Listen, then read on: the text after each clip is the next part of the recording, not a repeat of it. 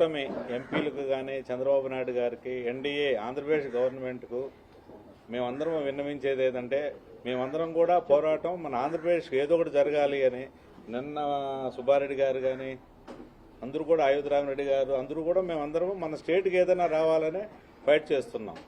పోలవరం గురించి కానీ railway project గురించి కానీ స్టీల్ ప్లాంట్ గురించి కానీ అలాగే ఈరోజు నేను కూడా నా స్పీచ్లో కూడానండి ఐఐటి తిరుపతికి అడిషనల్ ఫండ్స్ కావాలి, పాట్నాకి ఇచ్చిన విధంగా చేయాలని కోరాము.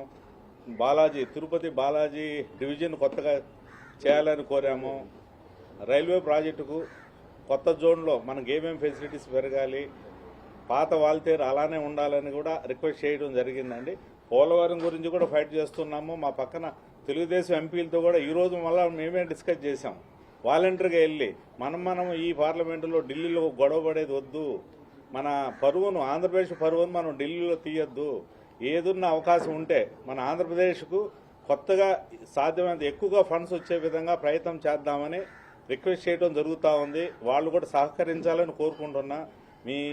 ఇప్పుడు మీ ఎదురుగా మీ ద్వారా నేను చంద్రబాబు నాయుడు గారికి కానీ ఎన్డీఏ ప్రభుత్వానికి ఆంధ్రప్రదేశ్ ప్రభుత్వానికి జరిగే రిక్వెస్ట్ ఏంటంటే ఇంకా ముందు రోజుల్లో అయినా కూడా ఢిల్లీ వరకు అయినా అందరం సహకరించుకొని మన ఆంధ్రప్రదేశ్కి రావాల్సిన సాధ్యమంత ఎక్కువ బడ్జెట్ వచ్చే విధంగా ప్రయత్నం చేద్దాం. కాబట్టి దయవుంచి మీరు ముందు ఆ విధంగా వెళ్లాలని కోరుకుంటున్నా. వ్యక్తిగతంగా మిథున్ రెడ్డి గారిను జగన్ రెడ్డి గారిను ద్వేషించడం చేయొద్దండి. మన ఆంధ్రప్రదేశ్ కోసం సంక్షేమం కోసం ప్రయత్నం చేద్దాం. Thank you.